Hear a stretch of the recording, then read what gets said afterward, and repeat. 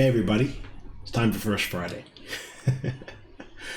It's been a while since I've done one of these videos, and I just felt impressed that now's the time to do that. Now's the time to start these up again.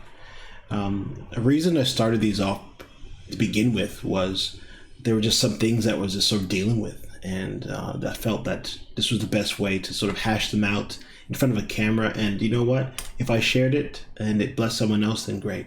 And I think that we're in that kind of space again, where there are folks who are wondering what's going on and what's happening next. And I'm wondering that too. I have an idea. I have a pretty good idea what's going to happen down the road, but what's going to happen tomorrow, couldn't tell you. And in this type of space is where we oftentimes come in contact with God. And when we are at the point where we don't know what's going to happen next, we're at the end of our rope, and life seems to have just thrown us a curveball. What's going to happen next? We don't know. And I was reading a story in scripture. It's in the book of Luke, in Luke chapter 7 and verses 13 to 15 specifically. It talks about this interaction that Jesus had with this woman. In basically what happened in Luke 7 is that this woman, she's lost her son. She lost her husband before, and she's lost her son now, and it's just her, and she's in mourning. And the funeral procession is going through the town, and it's heading out of the town to bury this unfortunate boy, her only family member that has been taken from her, and she's distraught. She's in a bad spot, and it's into this situation that Jesus shows up. And in Luke 7, verses 13 to 15, it says, when the Lord saw her, his heart overflowed with compassion, and he said, "Don't cry." And then he walked over to the coffin, to this wrapped body, and he touches it. And the bearers, they stop as he touches this dead body.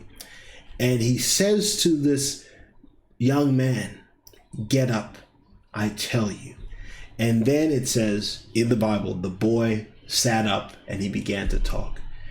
And when I read that story today, it made me realize that God sees a way out of our situations that even we don't see a way out of. When we look at it logically, there is no way. But with God, there is a way. With Jesus, there is a way.